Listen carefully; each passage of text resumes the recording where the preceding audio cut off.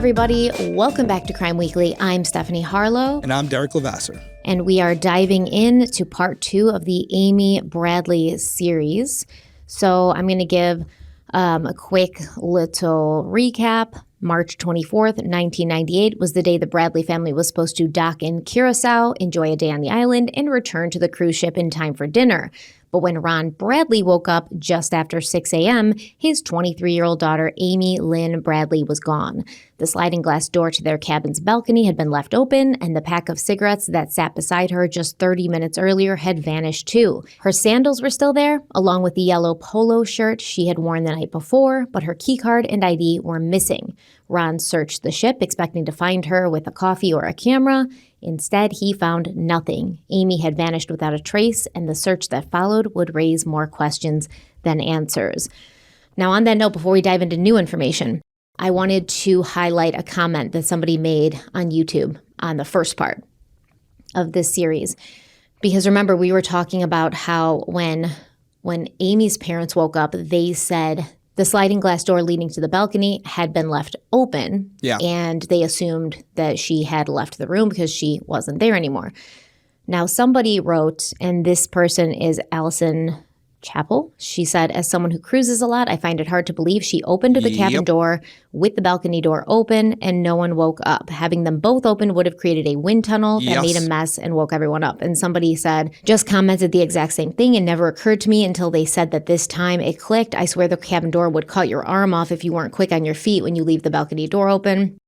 A lot of people said, great point. They think she never left the room, et cetera, et cetera. I've never been on a cruise, as we know. Yeah. You have. Yeah, so you concur. Well, remember I kind of brought this up when we were talking about it last episode where I said they wouldn't have left the balcony door open for a couple of reasons. One, it's a safety measure because people can access your room from the next door balcony. They're all connected. But I think I also said that if she had left it open, it would be super noisy. It creates like a wind tunnel. I don't know about being able to open the cabin door like with it open because of the wind pushing against it. That seems a little extreme. I think I could open the door.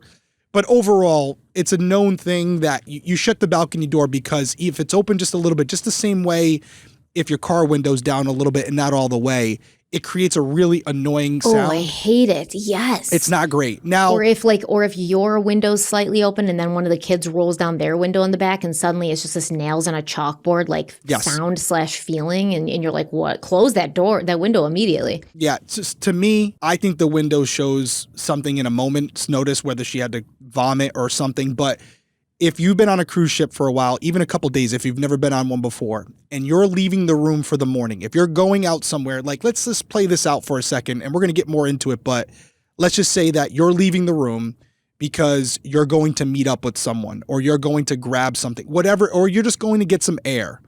Just as a respect or courtesy to the people sleeping, you're not going to leave the room with the balcony door open. You're not going to do it because it's going to wake up the people that are in the room. And if you're doing it, if you're sneaking out of the room, which some people have suggested, you're definitely not going to leave it open because that's going to wake them up and let them know that you're no longer in the room. So although some people are like, why is everyone harping on this balcony door being open so much? If you're a cruiser, if you've been on a cruise before, then you know why. It is a bigger deal than some people are making it, and it's not a very common thing to do. It's not impossible, but if you're going to say that she left the room voluntarily, whether that was for 5 minutes or an hour, whatever it might be, again, at minimum, as a courtesy, she would have shut that door just to not wake her brother and her father and her mother. That's a simple fact. Now, here's the thing, because I'm thinking about this. Maybe the balcony door wasn't open. Maybe Amy's family, who wanted people to be looking for her, who truly believed that she left the room and something happened to her. Maybe they said, oh, actually, the balcony door was open, so she couldn't have fallen off because the balcony door being open means that after we saw her sitting out there, she opened the balcony door and came back inside. And if she'd gone back out to the balcony, she would have closed the door behind her. So the balcony door being open means she definitely came back into the cabin, which means she definitely left the room, which means something definitely happened to her outside of there. The balcony door may not have been open, and they're just saying that because they really believe something nefarious happened to her on that cruise ship. and they want to kind of add details or even misremember details that make that more likely. Misremember is, I've talked about examples in my own life where I've misremembered important details for certain things, and that's possible. I think if they wanted to convince people that she wasn't in the room, I would be more interested if the door was shut.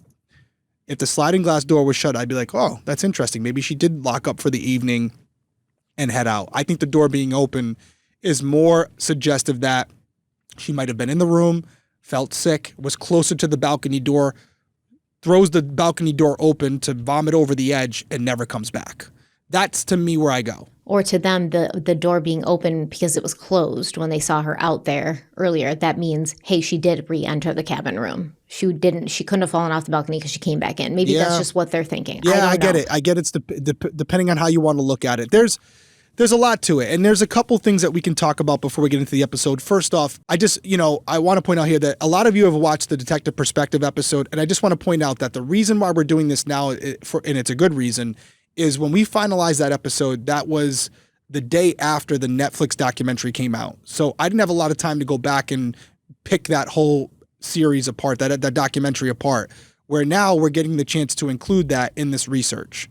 So that's something. Most of that episode was based on newspaper articles and earlier reports. So just if you're comparing the two, I will say some of the times and details mentioned in Detective Perspective may slightly be different here because now we're using the Netflix doc as well.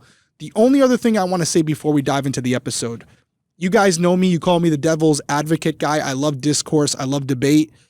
Here's my one suggestion for anybody who's going to push back on what we're saying in this whole series. I would recommend, just me personally, not dealing in absolutes. And what I mean by that is not saying, oh, it's 100% certain that she was trafficked, or it's 100% that she was out of that room. Oh, she definitely wasn't in the room. The truth is, you don't know, and we don't know. It's all opinions. No one knows. And you're definitely not going to know just from watching the Netflix documentary. As we've already talked about, there can be a filtered lens that's being discussed in those documentaries. And by the way, I'm going to prove it to you in either tonight or in a later episode of how that can be done. I actually have an example of it that I'm going to save for the moment when it's time, when we get to this point in the story. But I just say, listen, it's okay not to agree with us, but when you talk in certainties as if you are that person or you were there or you investigated this case, that's, to me, just maybe it's only me. I'm not speaking for Stephanie. That's where I see that comment and you lose me and I move on to the next one because no one here knows 100% what happened, including Amy's own family. And they were on the ship. So we got to speak in possibilities and plausibilities, not absolutes, because if you go there and you're saying and you're presenting as if you know it for certain as fact, that's where you lose me a little bit and I'm less likely to engage with you because to me, I've already lost you. If you're 100% convinced that something that she didn't fall off the boat, well, then I can't debate you on it because you've already made up your mind. That's the only thing I would say. And also, I would like to say we don't actually know, like, these eyewitness sightings, what her parents are saying, what Brad is saying, even what anybody's saying. But especially with those closest to her, they could be viewing the evidence, what they saw, through the lens of confirmation bias. We don't think she fell or jumped. Therefore, every piece of evidence we see, every eye sighting, we're going to filter that through our confirmation of what we think happened to her, and we're going to find a way to make that fit. So we don't even know if what they're saying is 100% true. Not that it would be nefariously said incorrectly, but, I mean, Derek talks about this all the time. Eyewitness statements of a crime are so unreliable because nobody is really thinking that they need to be remembering these things to tell a police officer later, right? So they're going to be able, and then if they hear things or if they start to see things and then a narrative builds of what they think happened, that evidence and that the things that they saw are sort of going to fold into that already predetermined narrative. So we don't know if anything's true. No, and even though what you just said is 100% accurate, there's also a possibility that they are telling the truth. But that's why when we view or listen to these testimonies, you just have to have that natural skepticism about it. You have to basically vet everything. You can't just assume that because they want to do the right thing, they're going to relay accurate information. And that's something that took me a while as a detective to learn because whenever someone came forward, I was like, oh, well, why would they lie to me? Well, that's the wrong question. They're not lying to you. they're telling you truthfully what they believe. And that could be from things, like you said, that they don't even know they're being influenced by. It could be something that they're remembering and they have the date wrong and they don't even know it. How many times have you thought about something where you last left your keys or whatever and you thought for sure it was there and it wasn't? And then you find out later that you were wrong. You're not doing it intentionally. I have time blindness. I was like, when did I see this TikTok video that I was telling you about? And I'm like, was it a few days ago? Was it yesterday? We could have been this morning. I honestly couldn't tell you. And then you have to add in factors, outside elements, right? It's 6 o'clock in the morning. There's alcohol most of the time involved. There's a lot of factors in it. And then you do have people who just want to be in the limelight, who just want to be part of the story. And that's unfortunate when that happens. But when a case like this gets notoriety and there's, I hate to use the word fame, a little bit of fame with it. I don't know how to say it, where you start to get your name out there and people want to talk to you or interview you. Mm-hmm. That could incentivize the wrong people to come forward with things that they actually didn't see or hear. But as we go forward with this, you guys know, if you watch DP, where I stand, but I'm always open to it. I know Stephanie's coming into us with maybe a little bit of a change in her opinion. But if I hear or see something that completely discredits what I think, I've done it before. I'll say, yeah, man, I've been changed. But at this point, I'm not seeing it in the episodes or any of the research or in the comments. Everything that's being said is things that I've already heard. So I need more. I need more than what we have so far to say, yeah, you know what? It's not likely that she fell over the balcony. There's something else here, definitely. Mm-hmm. I won't say 100%, but more likely than not. We'll go with that. That's better than saying I 100% know this didn't happen. I agree with you. Yeah, it's rough, but we're going to dive in more today. Yes. And hope to clarify and add some more finer 12 detail. minutes just on the opening. That's a lot for us. I think it was important to say that thing about the balcony door because I've never been on a cruise. I never even thought about it. However, I have been in a room on the ocean where it's kind of the same thing, not as drastic, but if you have the balcony door open and then you open the door to your room with the stronger ocean air, it'll sort of cause this suction thing and kind of pull the door. That's kind of the feeling it is. I knew exactly what they were talking about when they said it.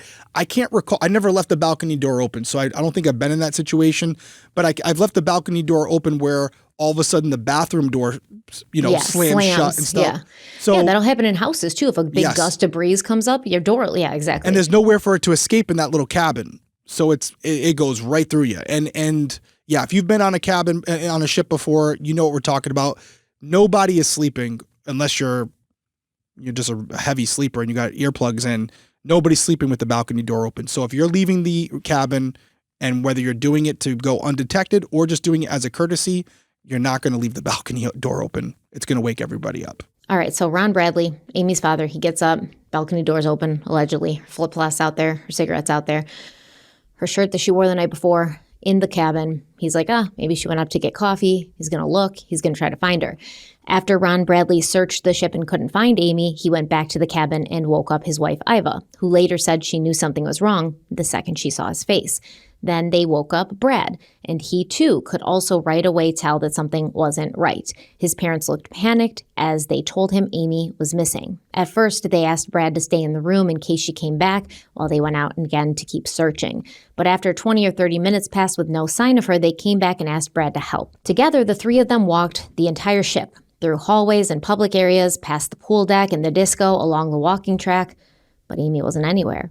By around 7 a.m., the Bradleys knew for sure that Amy was missing, so they went to the purser's desk, which is basically a help desk, and told the staff their daughter had disappeared. Brent Hunter, the guest relations manager, was brought over to speak with them, and he later described the Bradleys as really concerned and a bit forceful in wanting to know what the crew could do to help. They asked for an announcement to be made over the loudspeaker system, and Brent told them it was too early in the morning and asked them to keep looking. He said if they still hadn't found Amy in 30 minutes to come back and he'd contact the ship's security officer. Now, do you think, Derek, okay, you're not going to make an announcement. It's too early. I sort of understand that. Do you think that it was too early at that point, though, to contact the ship's security officer and just have at least the security team be on the lookout for Amy so that at least the security officer and the security team on that ship would know, hey, this family says their daughter's missing. They can't find her. We're not going to make an announcement yet, but can you and your team just kind of be on the lookout for this girl? So I don't want to jump ahead. To answer your question directly, no, it's not too early for that. But here's where this case gets a little convoluted, and you're going to talk about it. No doubt. It's probably coming up in the next couple of minutes. I have not read your script. It does appear that there was an internal notification made to crew members, because I can't say this without saying it. They go to Yellow's room. They go to Yellow's room at 6 o'clock before an announcement's ever made. And there's like a crew captain or a director who goes in there and is like, hey, is this girl in your bed with you? Like, is she in your room? So there was internal messages sent out to like go check these areas to the crew. I don't know how significant or how big of an announcement that was. Was it sent out to all people, or was it just specific to this cruise director or whoever it was, manager, who went down to Yellow's room to see if Amy was there? So to answer your question directly, yes, it should have happened. If it did as a ship-wide announcement amongst crew members, or just specifically to Yellow's cabin, I don't know. But there was something done before the announcement was made over the intercom. I do know that. So I don't know. Did you see that other documentary about the cruise ship that like stalled the poop cruise one? You saw it? I saw pieces of it. I didn't see the whole thing. So I guess it is pretty common for like a bunch of sex to just be happening. So for them to go to Yellow's room and be like, hey, is this girl in your bed? That wasn't like a crazy thing. It's just like, think about something. I mean, and people were making fun of us because we do the pineapple, and they're like, oh, are they trying to hint something? No, we're not. No. But yes, on these cruise ships, it is well known that people go out there. There's swingers, there's, sex parties, there's crew members hooking up with, people who are just on the cruise for an attendee, whatever you want to call them. What would you call that? What's the word I'm looking for here? Crew passengers? A passenger, yeah. Like there's crew members hooking up with passengers. Yeah, it happens. So it's not uncommon, I'm sure, for them to be like, and which isn't, by the way, there's probably a policy against it. But there is. Most major cruise lines, like Royal Caribbean, Norwegian, Carnival, they have strict rules. Yeah, they have strict rules that prohibit staff from engaging in romantic or sexual relationships with guests. However, yes, it happens all the time. Because that one girl that was talking, that one cruise ship employee on that documentary I'm talking about, she was like, yeah, like we're just always having sex. Like one night I was in this guy's bed, and then, the week after I was with this guy. Like, yeah, it happens all the time. It's just like, what else are you going to do kind of thing. Makes sense. So it seems to be that this wasn't like where the cruise company themselves were even like, oh, Yellow's doing something wrong. It was just kind of like, yeah, this happens. We know it does. So let's just check and see if that's the case here. That's my impression. That's what I took away from it, is that they came up to the desk and said, our daughter's missing. And immediately was like, oh, she's hooking up with a crew member. We know it. And so that was their first thought. Like, we're not going to make an announcement and wake up the entire ship when your adult daughter, who was dancing a couple hours ago and has only been missing for a half hour, where we're going to just put it out and wake the whole, because you hear it in your room. So it'd wake up the entire ship. Yeah. And so I think at that point they're thinking, let's go downstairs. Let's go see Yellow. Let's see if we can find her without, putting up the, 5-star alarm here. And that's what I think they were doing behind the scenes. So yes, there's more they could have done, but I do think they were trying to find her to help this family out. They just weren't treating it like a missing child at that point. Right, which, I mean, she's not a missing child. She's not. She's an adult, and she's allowed as a grown woman to sleep or go with whoever she wants. Or to just, leave and walk the ship. Exactly.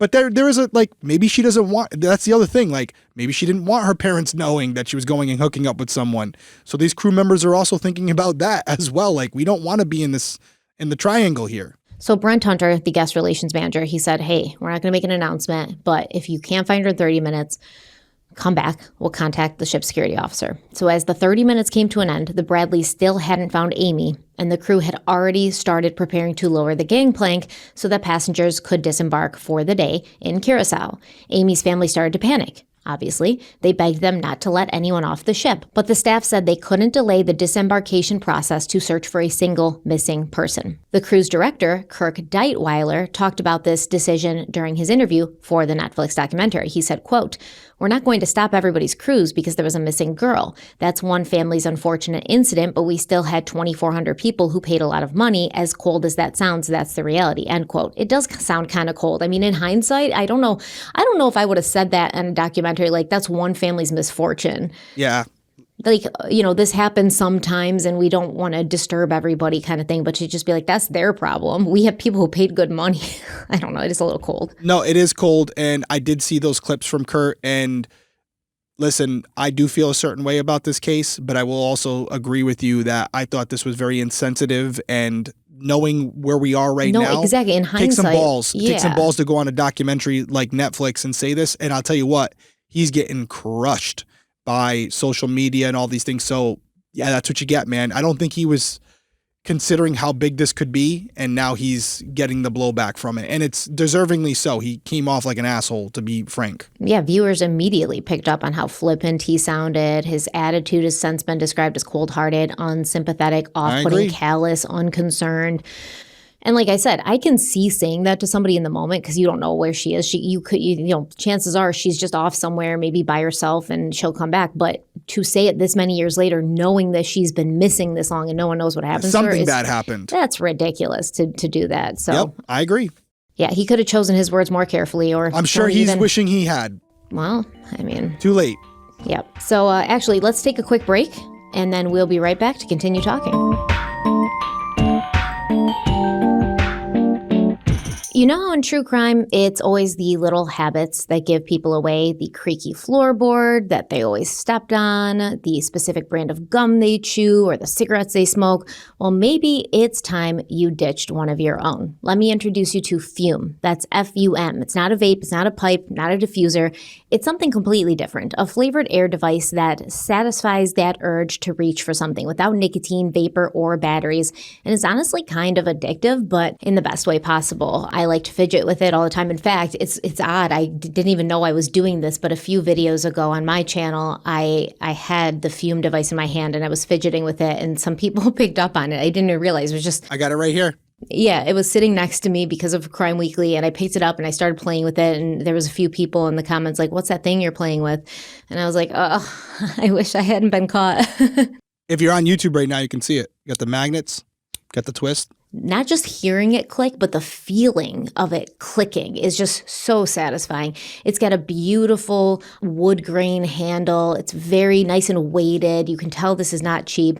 And I mean, like I said, it tastes really good, and it's not bad for you in any way. You know, I've been using the crisp mint flavor for a long time. It's really refreshing. It's portable, subtle, and it feels kind of like a stylish little habit reboot. Plus, it's backed by third-party safety testing and even supported by doctors in the U.S., so that's a good thing. We love Fume. We're fidgeters. We're type A, kind of on-the-go, very antsy people, so it works for us, and Derek will tell you exactly how you can check it out for yourself. Yeah, Fume has already helped over 400,000 people take steps towards better habits, and now it's your turn. Use our code CRIMEWEEKLY to get a free gift with your journey pack. Head over to tryfume.com, that's TRYFUM.com, and use code CRIMEWEEKLY to claim this limited time offer today.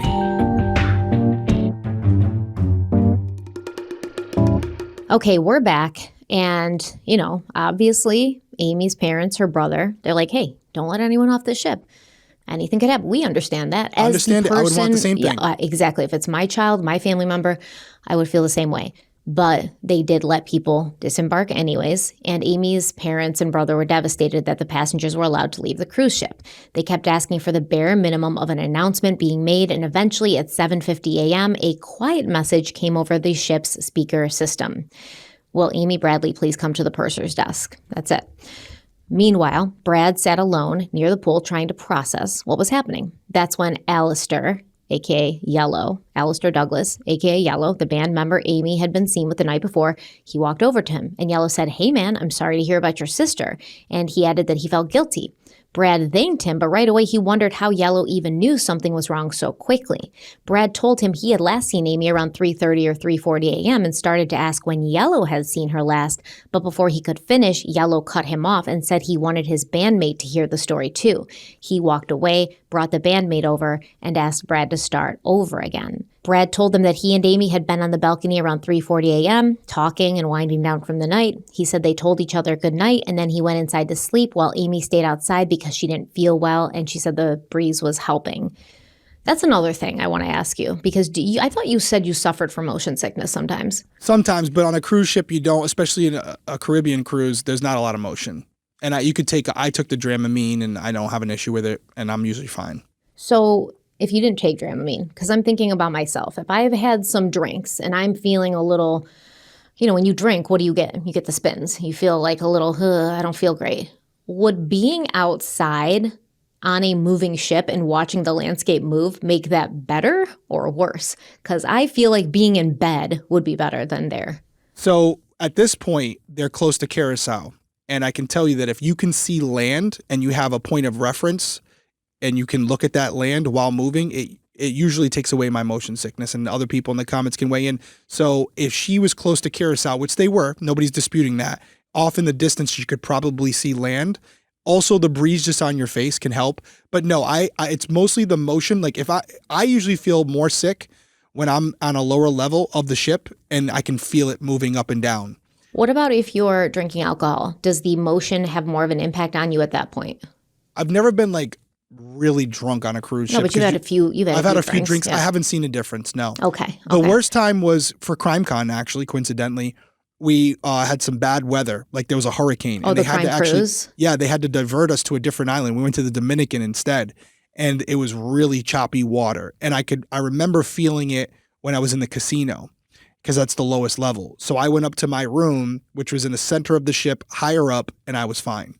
That's the only time I've ever felt it. I need a point of reference, but when the floor is just moving below you, that's where I start to get a little like, oh, okay, let me chill. Because I feel like when you're intoxicated and you start getting that like spinny, like, yeah, I'm sure it doesn't feeling. Help.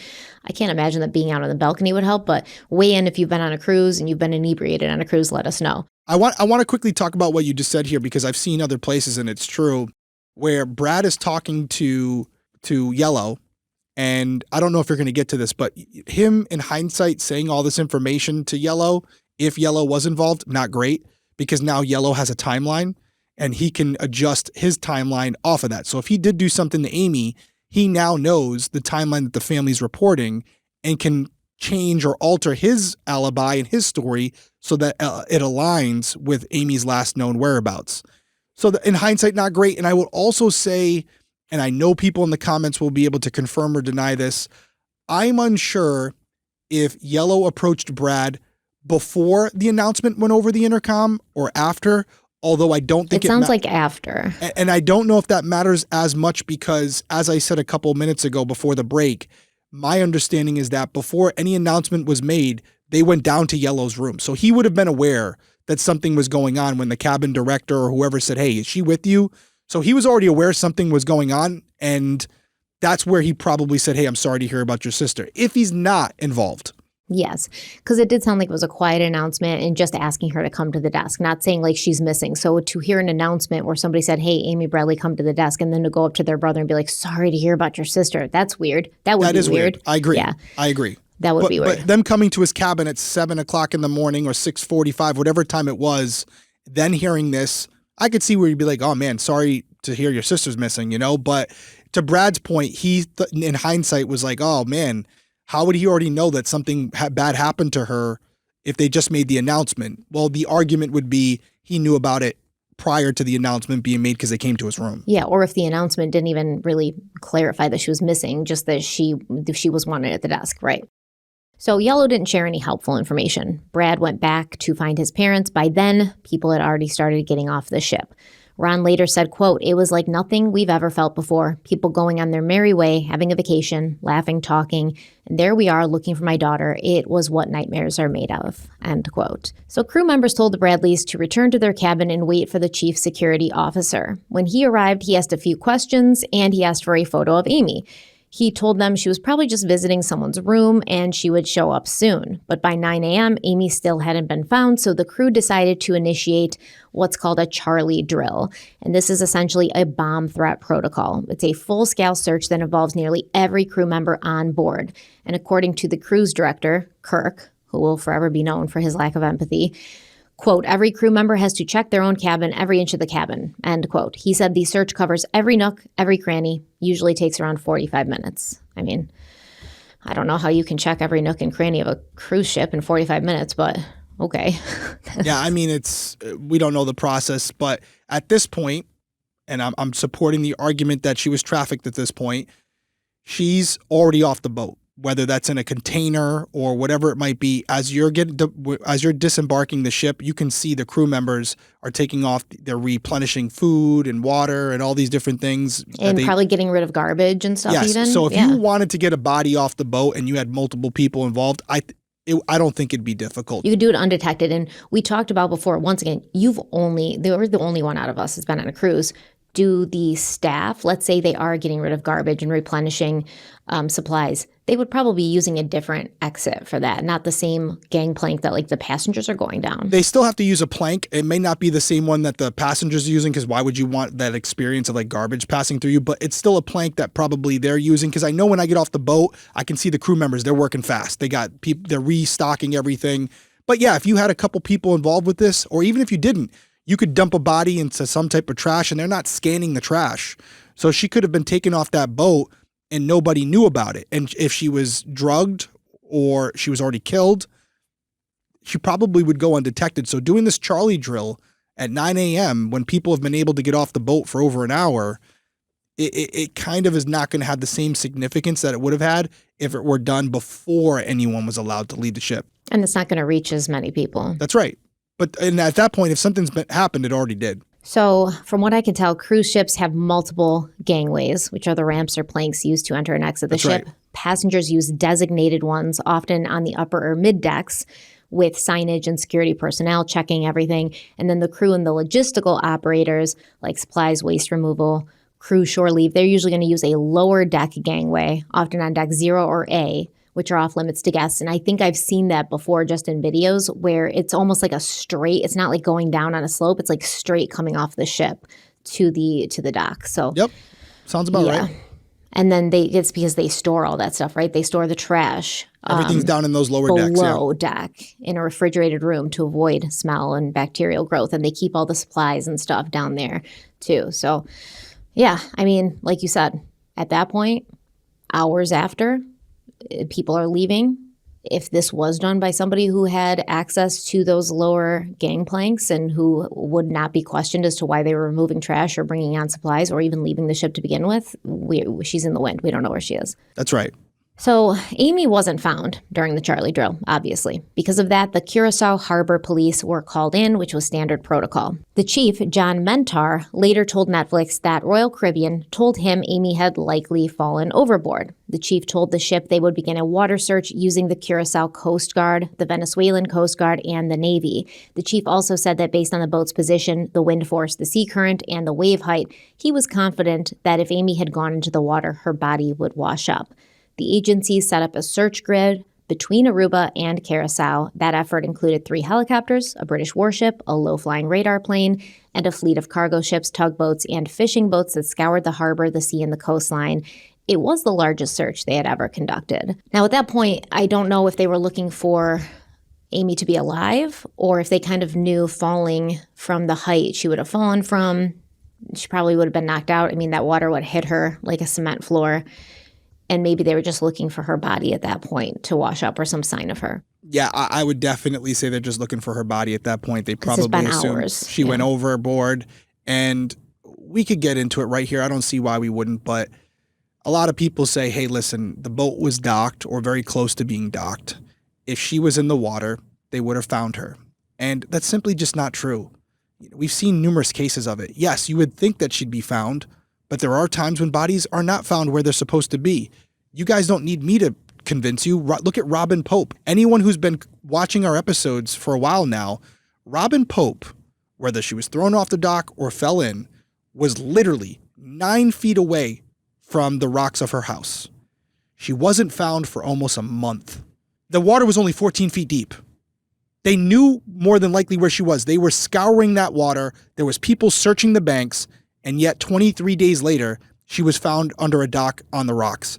Things can happen in that ocean, especially initially when you go to the bottom. If your body gets stuck on something, rocks, coral, trees, branches, whatever it might be, a tire, whatever's in that ocean on that ocean floor, that we're not anticipating. Yeah, there could be a world where she was at the bottom and they just didn't find her. It's a needle in a haystack. So anyone who's like, oh, if she would have fell off near the dock, they would have found her body by now. You would think so, but that's not a guarantee. And so that's the only thing I'll say about that. And we had a few comments who said that.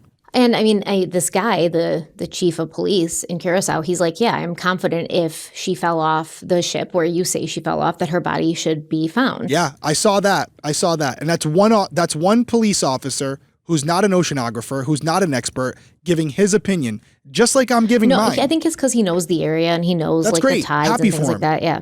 You know what I mean? That's because I get a lot of pushback on that, where there's a police officer who said if she fell in that water, she would have been found. I totally believe what he's saying, that he believes what he's saying to us. Doesn't mean he's not wrong. And so it's the same way I'm saying, oh, it's possible she wouldn't be found. It's an opinion.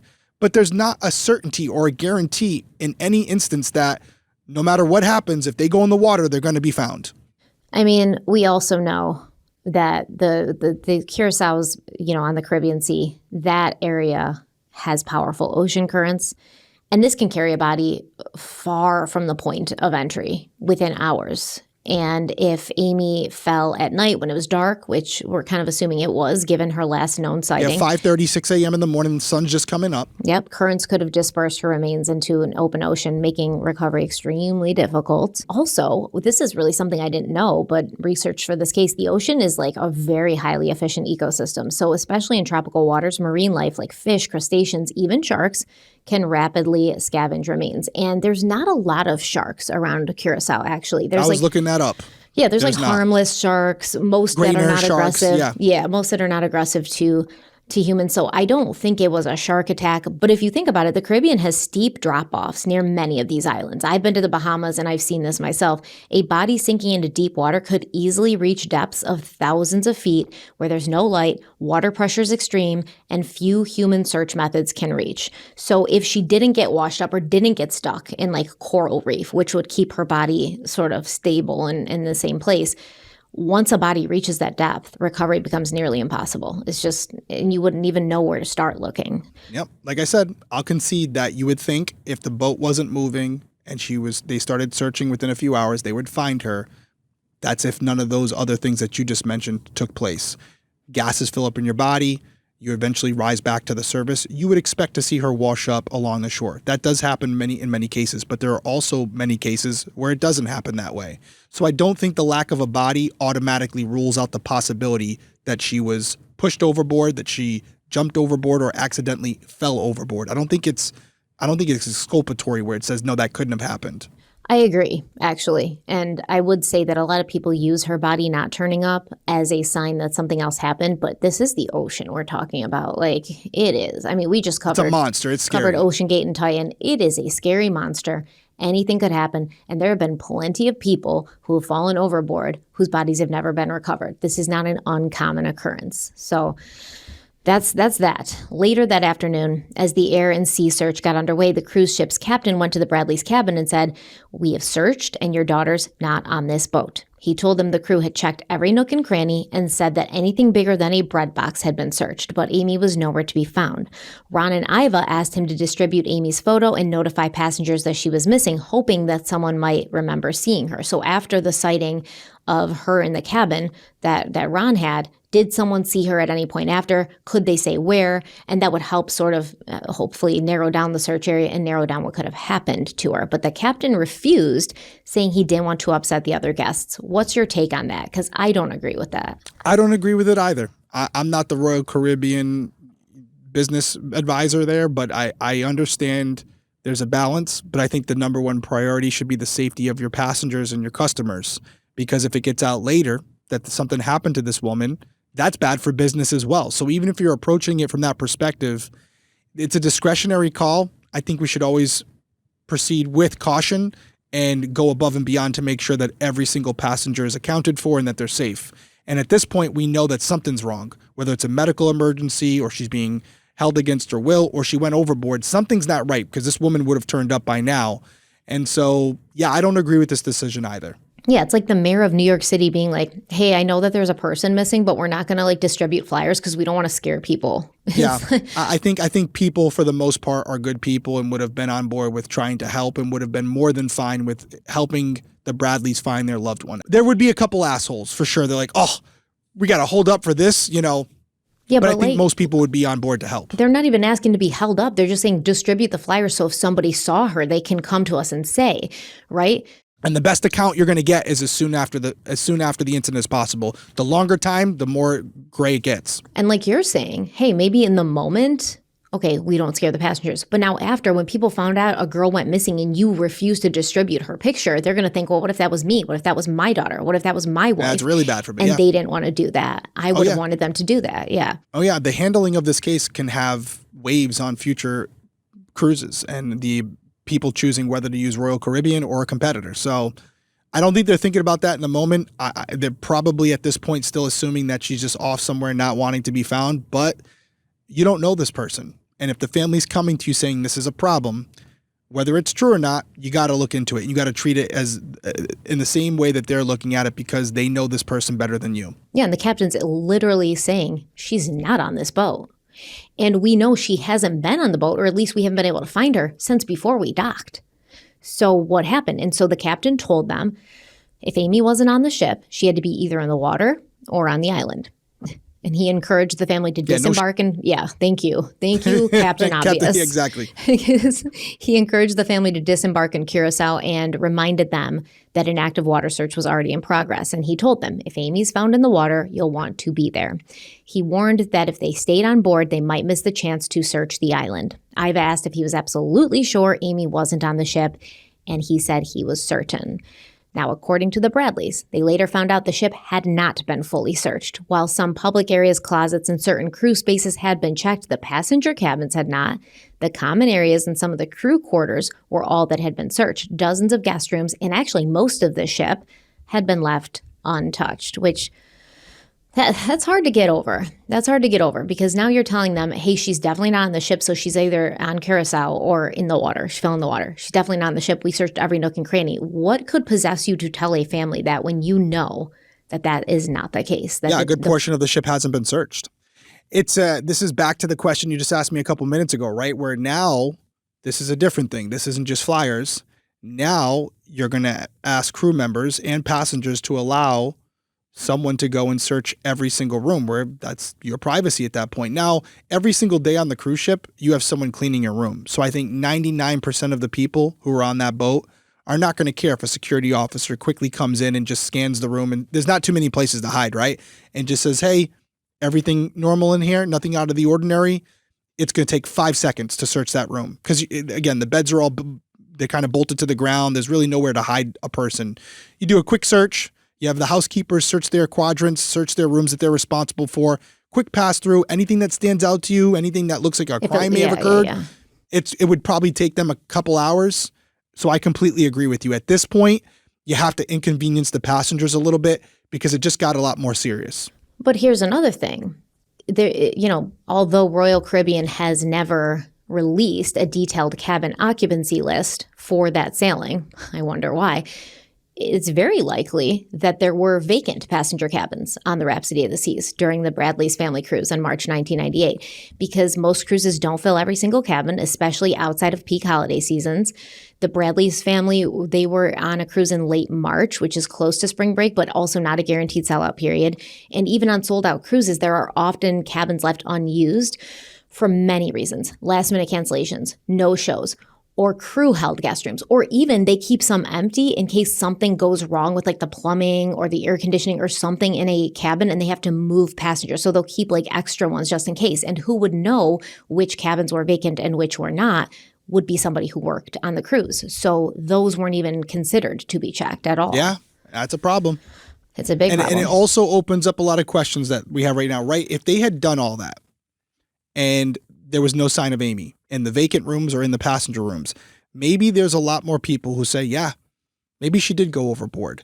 But because you have that unanswered question that can never be answered today, you're always going to have people who defer to that when they say that and say, listen, I might be more on board with the whole accident theory if they had done this. And we see this in a lot of cases. Although they're not investigators on the ship, this should have been done if for no other reason than to rule it out. But now this is why people still have questions. And understandably so, including the Bradleys. I get it. I don't disagree. Let's take a quick break and we'll be right back. Okay, between the research, the cases, the general madness of life, I live for a good night's sleep. I can't even believe sometimes I'm trying to get in bed and I'm not going to sleep right away. I just want to be in bed. I live to be in bed and I can't wait to fall asleep and really get a good, solid 8 hours. I've never been like that before, but I am now. Recently, I upgraded my sheets to Koiuchi, and now I'm seriously questioning how I ever slept before. I've got a great mattress, great pillows, etc., but I never really thought how much difference sheets could make. Koiuchi's organic crinkled percale sheets have changed the game for me. They're naturally cooling, which is great, so I'm not flipping the pillow every 20 minutes to try to find the cold side. And knowing that they're certified organic and free of toxins, that just helps me sleep even better. Koiuchi's not just about luxury. It's luxury you can feel good about. Their stuff is made with natural fibers, low impact dyes, and it's all certified fair trade. So your home looks beautiful and the planet isn't paying the price. So yeah, these sheets are amazing. They have a lot of other stuff too that I could really shout out. I have their towels. Their bath towels are so nice. I love them. So check Koiuchi out and Derek's going to tell you how. That's right. I become a bed sheet snob. I really have. And I have my rotation now where I like to switch them every few days. And Koiuchi is now in the rotation. I absolutely love them. And if you want healthy, handcrafted luxury bedding that lasts a lifetime, you need Koiuchi. Get 15% off when you visit koiuchi.com/crimeweekly. That's koiuchi.com/crimeweekly to get 15% off. You need that spelling because I know I did. That's koiuchi.com/crimeweekly. So, like we talked about, Captain told the Bradleys, hey, we searched every nook and cranny. Now we know that not true. The search only took 45 minutes, which is impossible to search every nook and cranny. Yeah, when 60% of the rooms weren't searched, that's not every nook and cranny. I would say, honestly, that the majority of the ship was not searched. I agree. Yeah. I agree. But on the 24th, the Bradley family didn't know that yet. So they took the captain at his word. They reluctantly agreed to get off the ship. The president of Ron's company came with them and, he saw how overwhelmed they were. So he helped arrange a room at the Atra Banda, which was a rundown casino hotel in Curacao. Now they were stranded in a foreign country with no clue of what to do next.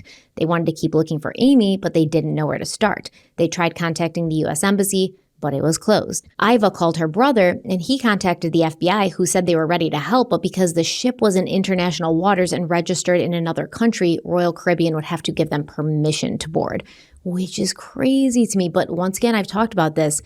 They're kind of like floating lawless cities where there's no real jurisdiction. It's like, who's got jurisdiction right now? Yep.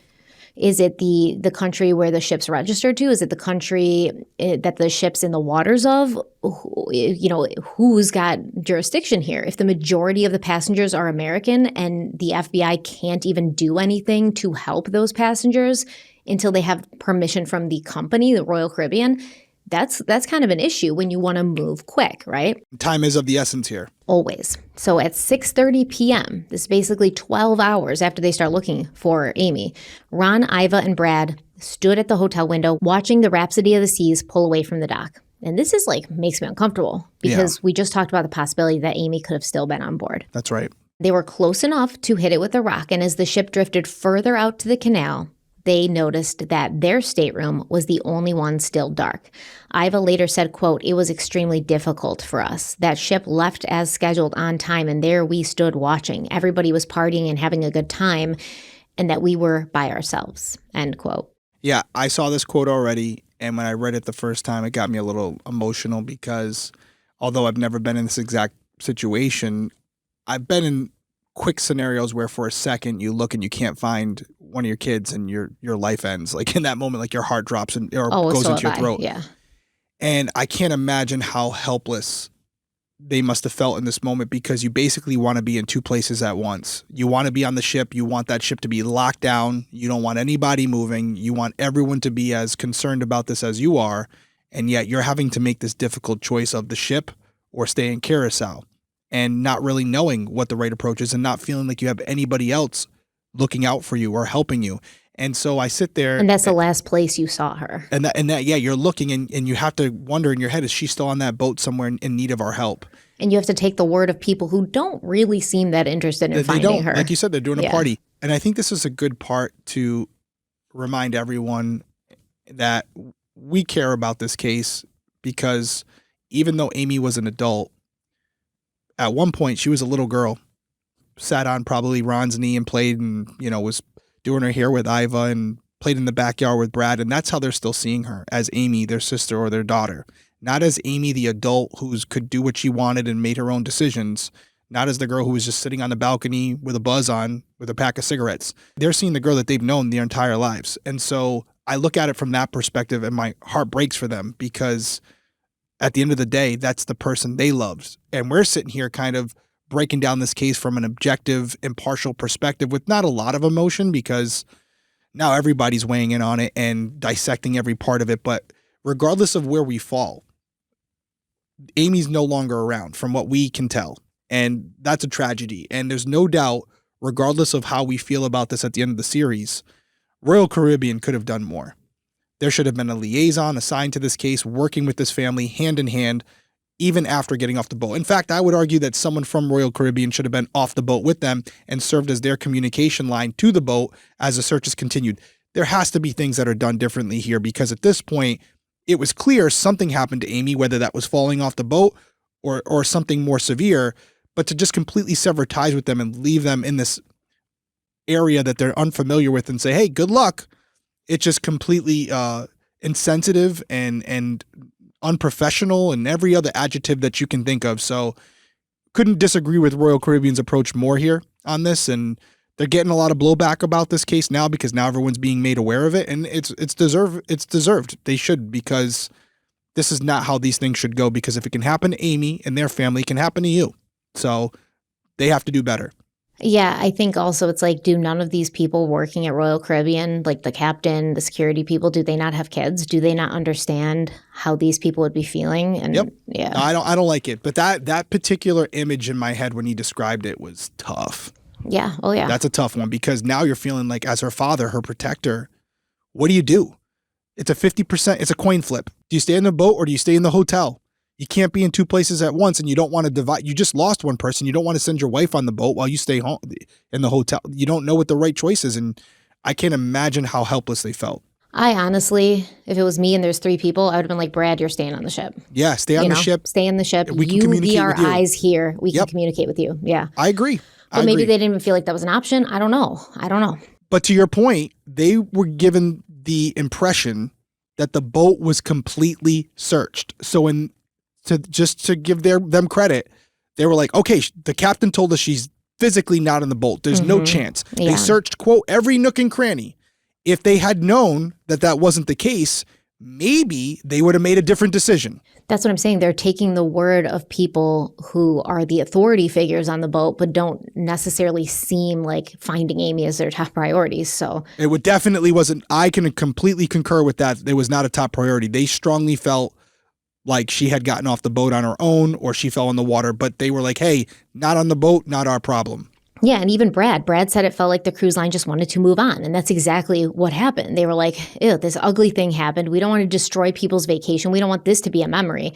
So we're going to kind of really keep it on the down low and brush it under the rug as much as possible, and then we're going to really like blast that music, pour those drinks when the ship pulls away, just so they even forget we made an announcement about anybody named Amy Bradley. Everything's fine, smile, happy, nothing happened here.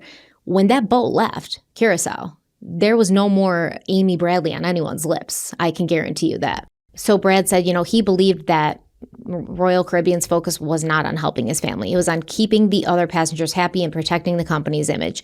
Most people on board didn't even know someone was missing, and as soon as the Bradleys were off the ship, it left right on schedule as if nothing had happened. Brad said Royal Caribbean leadership seemed more concerned with minimizing liability than finding Amy, and that their priority was getting his family off the boat and resuming business as usual. I agree. They told the Bradleys, like, hey, it's better if you get off the ship. They wanted him out of there. Yeah, we searched everywhere, I promise. So she's definitely not here, so you definitely don't want to be here. Like, this is the last place you want to be, because we're 100,000,000% sure she's not here, but you don't know. She could be at Curacao, so that's your only chance. You should get off the boat, like, ASAP. Quickly. We already packed your stuff for you, by the way. Let's get you going. And then Royal Caribbean didn't even arrange a place for them to stay on Curacao. Ron's employer did. So they're really doing nothing. They want to wash their hands of this as soon as they can. And the cruise director Kirk Deitweiler, he didn't exactly deny that. He told Netflix, quote, "We still had a couple thousand people to entertain, feed. They were still on vacation. So we went back to, normal operating procedure. Life goes on. Cruises go on," end quote. Man, Kirk really, he should have talked to a PR person before Royal doing this. Caribbean, I don't know if he's still working for Royal Caribbean. I'm assuming he isn't because they would have shut that shit down. He's not now if he was. He would not be the spokesperson for Royal Caribbean moving forward. So by the end of March 24th, the water searches still hadn't turned up Amy or any of her belongings. The Bradleys still completely rejected the idea that she had jumped overboard or chosen to disappear. She had just graduated college, moved into her own apartment, adopted her dream dog, an English bulldog, and accepted a new job. She'd been writing postcards, taking pictures for a photo contest, and making plans for when she got home. They said there was no way she would have jumped, accidentally or on purpose. She'd been terrified of the railing, wouldn't go near it, and it came up to her chest, which meant she would have had to have climbed. Now, I agree. Amy did not go into the water willingly. Intentionally. Yeah, like, I want to end my life. There was no reason for that. We won't deal in absolutes, but we can say it's highly unlikely. There's nothing to support it. Yeah. There's zero evidence to substantiate that claim. She just reconnected with the love of her life. She wanted to get back and see her and show her her apartment and really reintegrate their lives together. I do have some problems with the argument that she couldn't have accidentally gone over. I think the points that are made here could be disputed, but that's my opinion. We can get into it now. We can get into it later, but I think there's some things that could be said here to say that if she had fallen over accidentally, there are a series of circumstances, unfortunate circumstances, that could have taken place to allow that to happen. Mm-hmm, and that's why it's called an accident. Of course. And I'm with you. There's a chance that she was taken off the boat. There's a chance she was still on the boat when it pulled away and they were waiting to go to a next island to take her off and traffic her, if that's your theory. There's also a chance that she accidentally fell off. Right. I think those are all plausible scenarios, and for you to say, oh, it's not possible she could have fallen over because she wasn't tall enough. The railing was too tall. It's not going to convince me. Well, if she went into the water, the Bradleys believed it wasn't by choice, so they agree with us there. But if that had happened, if someone had forced her, then why hadn't she been found? That question kept circling, and it led them to one conclusion. Amy might still be on the ship, so they decided they had to get back on it. Ron's boss chartered a private plane so the whole family could fly to St. Martin and intercept the Rhapsody of the Seas at its next port of call. At 6 a.m. on March 25th, 24 hours after Amy vanished, Curacao authorities continued their sea and air search. Meanwhile, the Bradleys and Ron's boss boarded the chartered plane and headed for St. Martin, hoping to reboard the Rhapsody of the Seas and convince Royal Caribbean to allow the FBI to investigate. By 7:30 a.m., just before passengers began disembarking, the Bradleys arrived at the dock and demanded to speak with the captain. As soon as they were allowed back on board, they were met by attorneys representing the cruise line. Ivor recalled they looked surprised to see them. She said, quote, "My personal feeling is they felt they'd never see us again, and we were the last people they wanted to see," end quote. I don't think that's your personal feeling. They made that pretty clear. Yeah, I think that's apparent. The Bradleys and Ron's boss were taken into a conference room where they met with the attorneys, the captain, the chief security officer, and several other Royal Caribbean officials. After a lengthy discussion, the cruise line agreed to let 2 FBI agents board, and later that day, the FBI agents arrived wearing jeans and golf shirts. According to the Netflix documentary, prior to arriving, the agents hadn't been given much information, only that Amy had disappeared and no body had been found. The captain gave them a quick briefing, and then they asked to see the Bradleys' cabin. Right away, they noticed the room had been cleaned, but not packed up. Amy's yellow polo shirt was still draped over a chair. The agents stepped out into the balcony, where there was a small table and 2 chairs. Amy's sandals were placed next to the table, which was moved up against the railing. The agents said there was no sign the table had been used to help her climb over, and it was just as likely that it had been moved by the cleaning crew.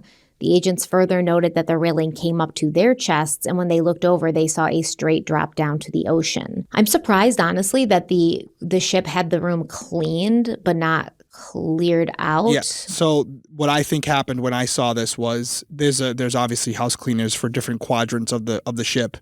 Maybe that house cleaner, due to a lack of communication, wasn't informed what was going on with that room. So they clean the room like they normally would, which is to go in there, sort of leave everybody's stuff there, and leave stuff around because they're not taking your clothes out. So to me, but they could have moved that table. They could have moved the table for sure. And just my own anecdotal experience, it doesn't mean it's true, right? Everyone has a different experience. there's been times where we've moved around furniture in our rooms because it was just more convenient for us. Like you move the chairs or you move the tables to just make it a better layout for what you're doing. And usually they will not move that stuff because they know you've done it for a reason and they leave it until the end of the trip to put everything back where it originally was. So when I read this, my interpretation, which doesn't hold a lot of weight, was that wherever that table was is where it was when they entered the room to clean it. And that table being pushed up against the railing could suggest that she stood on top of it. Now, I also saw the part where the FBI agent said there was nothing to indicate that the table was used to stand on top of. I, as an investigator, don't know how you would deduce that. I don't know how you would come to that conclusion unless it was tipped over on its side, which I inaccurately said in my DP episode, which I had to correct. I thought it was tipped over. It was just pushed up against the wall. But even still, it being pushed up against that railing like that, to me, opens the possibility that she stood up on it. That's just me. I don't think the cleaners moved it, but I will acknowledge I have nothing to prove that. They could have moved it, but in my experience, and anybody who's taken cruises before, you got no skin in the game, either do I. Let me know in your experience when you move a couch or a chair or the little ottoman that usually comes in those rooms. I usually shove that all into the corner. When you came back after the room is cleaned, did they put all that furniture back? Or do they leave the furniture where you had it? They usually, I think they usually leave it where you had it. And I want to hear what they say. You haven't been on cruises. Maybe I'm wrong, but that's at a hotel, at least, if I move like the table. They're going to leave it. Or I move like a chair to like go and buy the table so I can use it as a desk. They leave it because they realize that's how you wanted it set up. So the fact that they left the sandals and everything kind of where it was, it would lead me to believe that the table was that position when they found it. And so does it open the door that she could have stood on the table to lean over? I don't think that's a stretch.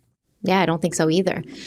Now, here's the thing that I'm going to consistently come back to and question, because according to Brad, Amy's brother, they found Amy's camera inside the room safe, along with 14 rolls of undeveloped film. She'd bought the film to document the trip, and she planned to use it for a photography contest and that personal project, that little coffee table in her apartment. And after the cruise, the film was developed. Most of the photos were taken in Puerto Rico and Aruba. None of them showed anything out of the ordinary, but it's like, I can't find officially where anybody besides Brad says the camera was found in the safe. I kept looking, and I just couldn't find it. I think that if he were lying, that'd be a stupid thing to lie about because it can be disproven. I am leaning towards the camera was found in the safe, and maybe it just wasn't documented properly. I can tell you that Brad's doing a lot of interviews right now. He's on all different types of podcasts. Every time I look on social media, he's doing a podcast. So maybe it's something where we're on the fence. We might have him on here if you'd like to do that. We want to get the whole story out there, but maybe we could do another situation like we did with Darlie. But I'm in the camp of the camera does exist and they have it, because if that's something that, again, we can go back to and say, oh, you guys have the camera, show it. Well, here's the thing. You wouldn't throw it out. This is when the FBI comes on. So the FBI is never confirmed officially, or, Royal Caribbean authorities have never confirmed officially. It's just Brad, and later the family developed the film. Don't you think that if this was an investigation, the FBI would have taken the camera and developed the film? Because she might have captured something on there? Maybe, but I think the way you framed how the FBI agents came on the cruise ship is also important. And this is coming from someone who's worked in this field, where if they're on vacation or they're doing another case and they get pulled off that case to go on this cruise ship, they might have I don't know, but they might have kind of phoned it in. They get on the cruise ship. Yep, look overboard. No signs of foul play here. They don't do a full evidence collection, and maybe the family takes the camera out beforehand. I don't know if they took the camera out before they got off the boat the first time, or they took it off when they got on the second time. It kind of makes it seem like they left all their stuff in the room. This should be a clarification question from Brad and his family, because you go to the source, we'll get the answer. Maybe they checked the safe and they took the camera, and they still have the photos to this day. I haven't seen them anywhere either, but I'd love to see them. Maybe we see something in those photos that's a point of interest that they didn't see. I don't know. Exactly, because it's like the family says there was nothing of interest in them, but don't you want to show them to law enforcement? Maybe even put them out publicly. At this point, it's been Are there so long. timestamps on them? Yeah, put them out publicly. Maybe somebody will see something in there and be like, oh, I know that guy. He's bad news. He was arrested for kidnapping women. But you wouldn't have known that if you're just 3 people looking at it. I'm saying there's no reason to keep those photos private at this point, because anything, especially if you think she's out there somewhere and something nefarious happened to her, anything in those photos could stand out to somebody else that's not just the 3 people looking at them and saying, hey, nothing's out of the ordinary here. You could see the same guy in multiple pictures. Who knows? Somebody may be following them. We don't know. I agree. It could also be 3 photos that were taken before they got off the boat, and she was Amy was waiting to take the camera out of the safe when they disembarked. That's also possible. So, but we won't know, and there's a lot of speculation around it, and it's something that could be answered relatively quickly if Brad just came out and said, hey, listen, I've been seeing this. I have the camera, or we have the camera. There were 3 photos. They were taken before we boarded the ship. There's nothing there. But here's the photos in case you wanted to look at them. Well, the FBI attempted to lift fingerprints from the cabin and collect fibers from the bedding, but because the room had already been cleaned, there was nothing usable. It's been reported that they took some of the deck furniture and other items for testing, but there's no indication that anything came from that. So after they finished in the room, the FBI agents met with the Bradley family. At first, they interviewed them all together, and then they separated them for individual conversations. One of the agents later explained the reasoning in the Netflix documentary. He said, quote, "We're not only looking for evidence of what possibly did happen, we're also looking to eliminate potential alternatives," end quote. And because the Bradleys were the last people to see Amy, the FBI said they had to investigate them as potential suspects. But in the end, they found no indication that any of them were involved. All right, so we're going to take a quick break. And I know I can tell by your face, Derek, you have something to say about that. So when we get back from the break, we'll talk about it more. All right, so I have a confession. After a long day of, getting the kids ready for the day, getting them to camp, making sure they have everything they need, making sure the pool's ready for everyone, researching disturbing cases, writing scripts that keep me up all night, the last thing I want to do is figure out dinner. I really don't want to. If it was just me, I would probably never eat, honestly. And that's why I've been turning to HelloFresh. And honestly, this isn't the HelloFresh you remember. They have doubled their menu this summer. We're talking 100 recipes each week, which is crazy.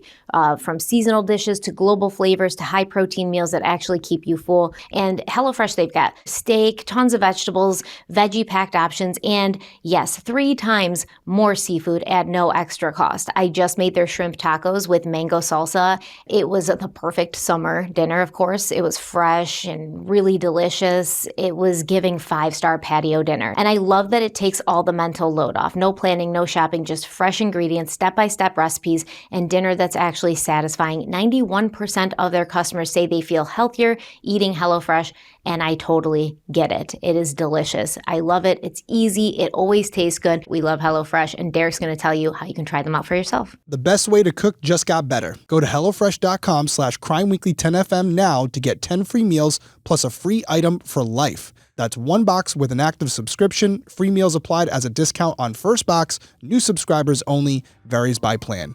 That's HelloFresh.com/CrimeWeekly10FM to get 10 free meals plus a free item for life. All right, so we're back from break, and yeah, I was looking at this and I saw some comments on my episode and on other podcasts about this, and why would you interview the family? Well, they wouldn't be doing their job if they didn't. They were the last people to see her alive or at all. So you would definitely want to question them, not only to confirm their stories, but see if you separate them, if their stories change at all, or if they differ from each other. Because if they start telling their stories and they're not lining up, now you got to question them. And so this is part of the process. You want to go with the people who have the last known information for your victim, and that would be the family members. And so, yeah, I wouldn't call them suspects, but definitely persons of interest, people that you want to get their story on paper, lock them into their accounts, and then go from there, because that's your foundation. Now, if you go back and you find that something they said was actually not true, well, they could transition from persons of interest to suspects. That's how these cases work. Yeah, I would think it was weird if they didn't. I mean, if this was a They'd husband... be getting killed if they did. Yeah, if this FBI would be. If this was a husband and wife on a cruise, and then the wife went missing, the You're looking husband at would the be the husband. first person spoken to. Right. So you can have issues in relationships that might cause something like that to happen outside of a romantic or marital relationship. You can have issues like that in a family relationship as well. So of course they're going to have to do that, of course. Yep. No issues with it whatsoever. I know it comes off as a little harsh, but these family members could be suspects as well. And you have to treat it as such. You don't want to go into it and just assume that they're innocent because they're family members, because that could be the fatal flaw in the case. Well, the FBI then asked Royal Caribbean for surveillance footage from the night Amy went missing. And here's the thing. Yep, this is what pissed me off. This is what pisses me off. But the cruise line said none of the ship's 40 video monitors were connected to a recording system, which is what the hell is the point in you having it then? What is the point in you having it? I mean, and then none of the guards recalled seeing her. So I don't know, are they saying that somebody's monitoring it 24 hours a day? So what? You got 40 screens that somebody cannot keep their eye on at all times. And then they're like, well, none of the guards recalled seeing her. Do they mean seeing her on the footage? How could you keep your eye on foot? Why are you not recording it? Is this like, this is what I want to know. Is this common for Royal Caribbean? Is this the case, or was this the case with all of their ships? Or was this just a convenient like, oh yeah, sorry, it's not hooked up to a recording system, like for specifically this ship where somebody went missing? Why would you not be recording it? I don't understand. There's no point in having it then. It's ridiculous. So the only electronic record was for Amy's keycard, which showed she entered the cabin at 3:40 a.m., but because the system didn't log exits, there was no way to know if or when she left. Now, at that point, the only confirmed timeline was that she entered the room at 3:40 a.m., or that someone using her keycard entered the room at 3:40 a.m. Ron claims he saw her sleeping on the balcony at 5:30, and by 6, she was gone. Very narrow window. Now, the FBI wanted to narrow down that 30-minute window and to fill in as much of the night before as they could. Before you get to that, I want to really put some emphasis on what you just said here, because when you ask yourself, why are we talking about Amy Bradley's case? And there's many other instances where there's cases like this. We've had other cases on cruise ships. The reason, partially, that we're talking about it right now is because of two things. The fact that the ship wasn't completely searched, and the fact that the video cameras were not recording. Why do I say that? Well, let me ask you this, Stephanie. If you saw video of Amy Bradley entering that cabin, and then that same camera never records her coming out, is Netflix covering this documentary? No. No, because at that point, you know she entered the room, and either something happened with a family member or she accidentally fell overboard, right? The mystery is gone for most of it, right? But because the absence of evidence, it opens up a gamut of scenarios, including human trafficking. And because you don't have the answers to those questions, they can be filled in with possible scenarios, possible theories. So all because of this mistake by Royal Caribbean, not having those cameras up and running and recording, now we're going to all sit here like we are right now and speculate on what could have happened. But this all could have been avoided if the cameras were running, because even if there wasn't a camera on her door, there would have been a camera in her hallway. Mm-hmm. And so you would have seen her coming and going. You would have been, all right, here she is, walking up the hallway, going down the corridor to her room. We have both ends of that corridor covered. Does she ever walk back down there? No. So either she got captured by someone immediately outside her room, or she never left her room. And so the window where something could have happened and the window of people that could have done it narrows down by a lot. And we wouldn't be talking about this case right now. So I want to really just put some emphasis on what you're saying here, because it sounds like, oh, just not recording. It is what it is. But this would have solved everything if it was. Well, I did some research on it because I wanted to know, like, is this suspicious? Like, are they lying? And, they're just saying they didn't record it. But yeah, that's also something I've heard. So what I found out is at this time, which was the late 90s, it was not standard across the cruise industry to have recording CCTV systems, right? So most cruise ships had live feed only CCTV in public areas, and this was done primarily to monitor crowd flow and emergencies in real time. Very few ships recorded 24/7 or had centralized DVR system. Cruise lines were not yet heavily regulated in terms of surveillance at that time, especially when sailing under flags of convenience, which Rhapsody of the Seas did. And so surveillance systems, they did have some that would record, but they were often limited to like if the ship had a casino or a bank vault or something like that, they would have that like recording. But in general, even the CCTV, when you're watching it happen in live time, it's like really poor quality cameras. There's blind spots all over the place, and they had no obligation to preserve or archive footage. Now, of course, after cases like Amy Bradley's. Yeah, of course they start doing it. And then there's another case, George Smith, that happened in 2005. The cruise industry did come under intense scrutiny, and U.S. legislation like the Cruise Vessel Security and Safety Act of 2010 began requiring recording cameras in public areas, better preservation of footage, and mandatory reporting of crimes to the FBI and Coast Guard. But really understand, like, so many crimes happen on cruise ships, and I almost think that they got away with it for so long because they didn't want to do it for so long because they knew. And you have stories of people like getting sexually assaulted, and then the cruise lines pay them off, and they're like, "Hey, don't talk about this," because obviously that would not be great for business. So I imagine it was almost like an intentional thing, like that the cruise industry in general decided on, we don't want to have all of these recordings that we are going to have to hand over to law enforcement if something goes wrong, and because then people are going to see these things and they're going to know what's happening. In fact, we just rather have these things be a mystery. Right? We would rather have them be a mystery. Yep, what they don't know can't hurt them, and that's the problem, and that's the major issue with this case. And when I was doing the research on it, this was what I was like. I pinpointed, I circled it. I said, "Here's your problem right here," because, and understandably so, I'm not criticizing the people that are questioning what happened without that recording. That's what we should be doing. I'm only putting forward that if the cameras were up and recording, we wouldn't be here right now. We would have a more definitive answer as to what happened to Amy, or at least a smaller suspect pool. And because we don't, everyone's a suspect on the ship. And that allows people like us and people like Netflix and everybody else to put out all these scenarios, even though there's not a ton of evidence to support it. And I know right there, I just bothered a lot of people. I got something for you guys. We're going to talk about it. I'm just waiting till we get there. So speaking of suspects, right, because Amy had been seen with the band member known as Yellow before she disappeared, the FBI wanted to speak with him. So he sat down for a voluntary interview and admitted that he knew who Amy was. He also acknowledged that he had flirted with her. He described himself as a flirt, and he said he often got flirtatious with female passengers, but he insisted he had nothing to do with Amy's disappearance. One of the agents said that Yellow seemed bothered by the questioning, and they had him take a polygraph, but the results were inconclusive. The FBI looked into his key card activity, and according to Brad, the records show that Yellow returned to his cabin around 3:30 or 3:35 a.m., but like we talked about, there was no data showing if or when he left again.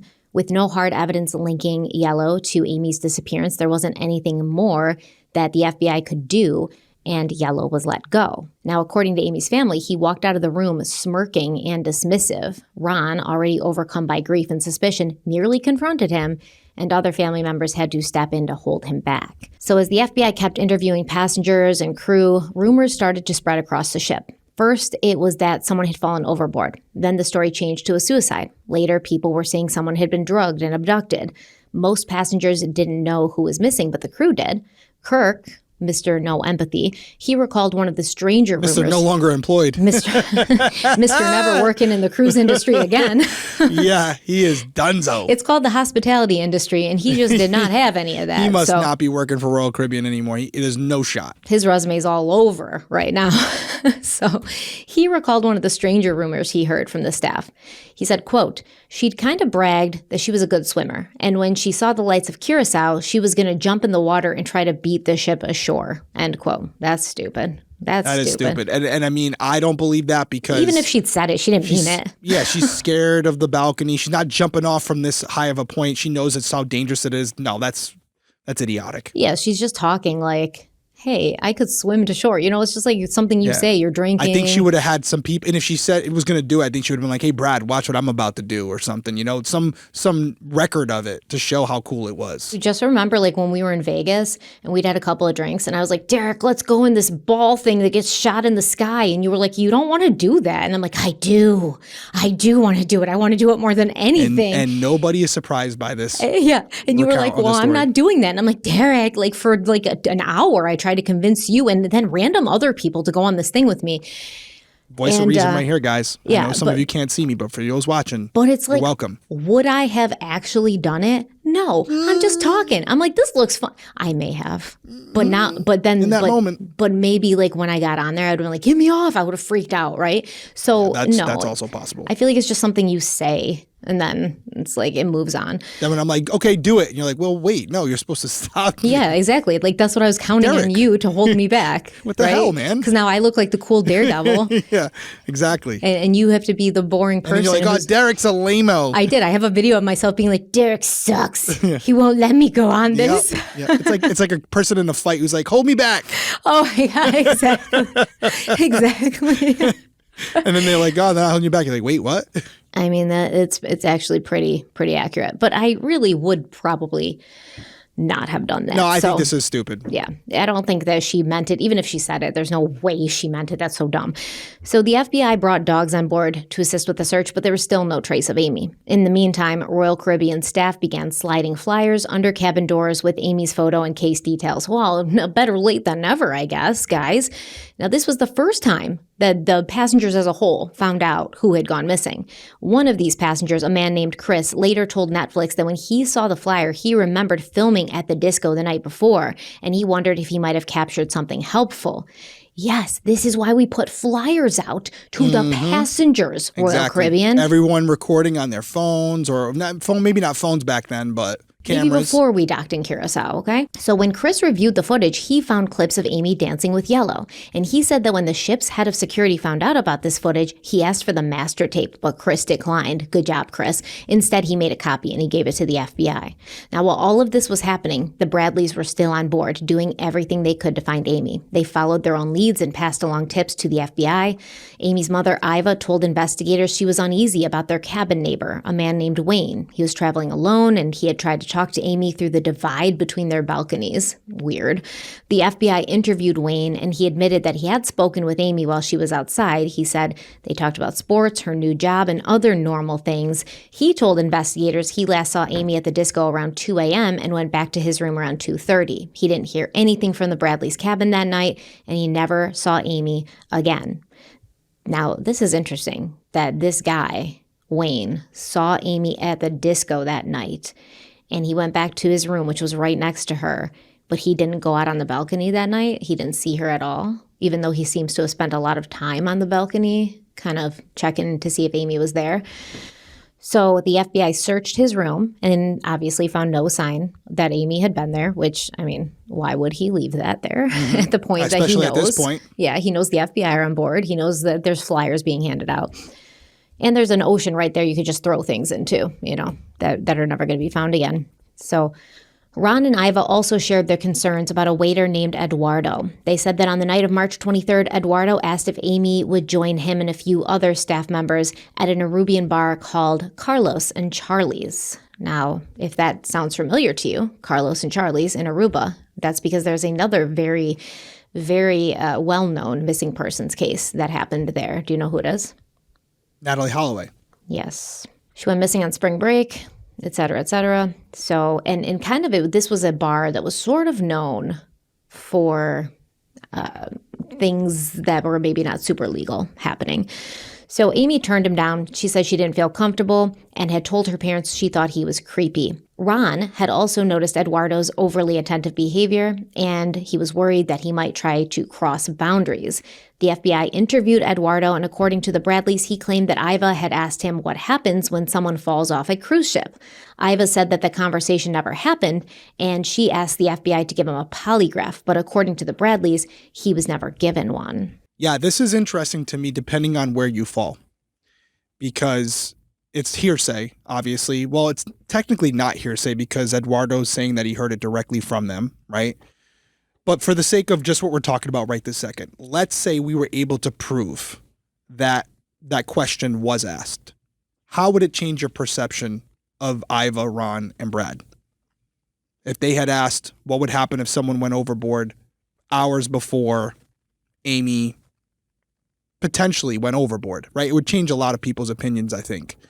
Now, understandably, whether it happened or not, especially if they had nothing to do with it, the Bradleys are going to say that conversation didn't happen because that's only going to make people assume that they're responsible for this. So I actually don't even blame them if it even did happen, if it was innocent, the question that was asked, which by the way, could be an innocent question and not the first time I'm sure crew members have been asked. That's what I was this just type of going to say. question. I feel like I would have asked that Right. question of a crew member because I'm like, hey, if anybody Curious. would know, you've probably seen something like that happen. Absolutely. Yeah, I would have But asked. if I'm Iva and I'm Ron, I'm not admitting to that because court of public opinion, you're going to get crucified for it. So we'll never know, but I would like to have seen Eduardo given that polygraph test because although they're not always accurate, if he had said this on that machine and passed it, it would give us a better idea whether he's telling the truth or not. Again, although they're not 100% accurate, but was never done. You could technically still do it now, but let's say he did do the polygraph and he said that they asked him about someone going overboard and he passed it. Is it going to help us? I don't think so. I don't think so because even if they ask this question, like I just said, it doesn't mean they're involved in Amy's disappearance. I don't even believe in polygraphs. I know you don't, and a lot of people don't. I know a lot of people don't. I understand it. Well, we're going to take our last break, and then we're going to come back and finish up today's episode. So we're going to talk about something that anyone who is interested in true crime will be interested in. And if you're listening to our podcast, I assume you are interested in true crime like we are.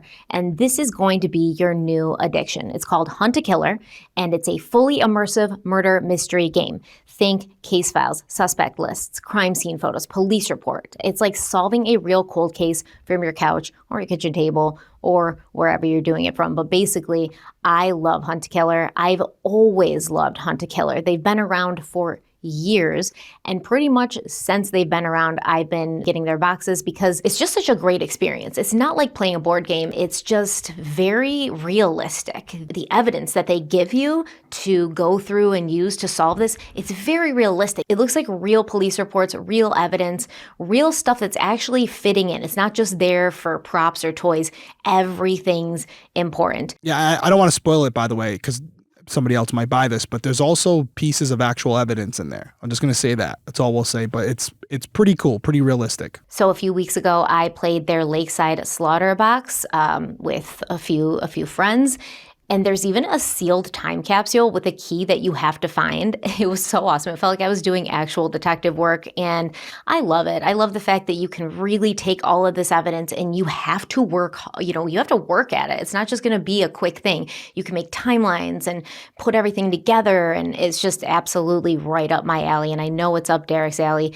He said it felt like he was actually working a detective job again. Listen, if you're someone who has aspirations to be a detective and you want to get the feeling of what that would be like, Hunt a Killer will give you that. I can tell you as a detective, I felt like I was back behind the desk working a case, for sure. The best part is you can find Hunt a Killer all over the place now. Derek's going to tell you where. Yeah, that's right. If you love true crime or just want something different for game night, check out Lakeside Slaughter at Target or Hunt a Killer products at Amazon, Target, Walmart, or huntakiller.com. Also, I have a link in both the description on audio and video. I would appreciate it if you click that. That directly lets them know that you're coming from us. So if you want to click those links, we would greatly appreciate it. Go check it out. You're going to love this game, especially for someone who's here looking at our content every week. It's going to be something that's going to be right up your alley. Go check it out. This episode is brought to you by iQBar, our exclusive snack sponsor. And I have to say, it's one of those partnerships that makes complete sense because I've been eating these bars like they're a crime-solving superpower. And just in general, they do feel like a superpower for me. I'm not one to snack during the day. I'm not one to kind of stop working so I can eat.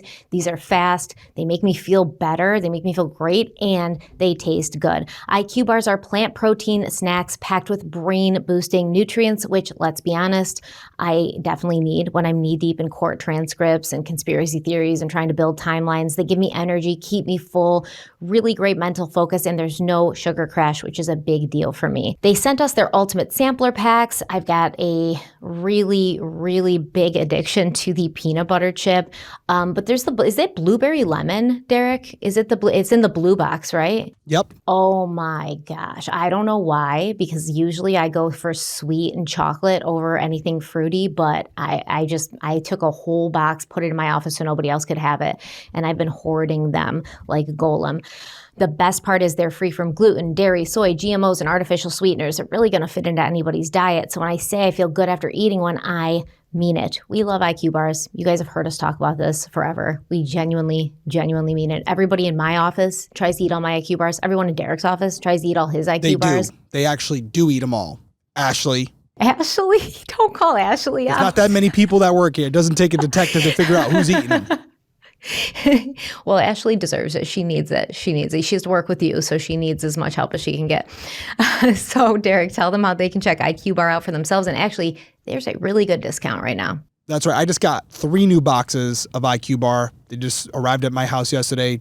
Chocolate peanut butter, all the good ones. Love them all. You guys know we're huge fans of IQ Bar. We think you guys will love them as well. And right now, IQ Bar is offering our special podcast listeners and viewers 20% off all IQ Bar products, plus you can get free shipping. To get your 20% off, just text weekly to 64,000. Again, text weekly to 64,000. That's weekly to 64000. Message and data rates may apply. See terms for details.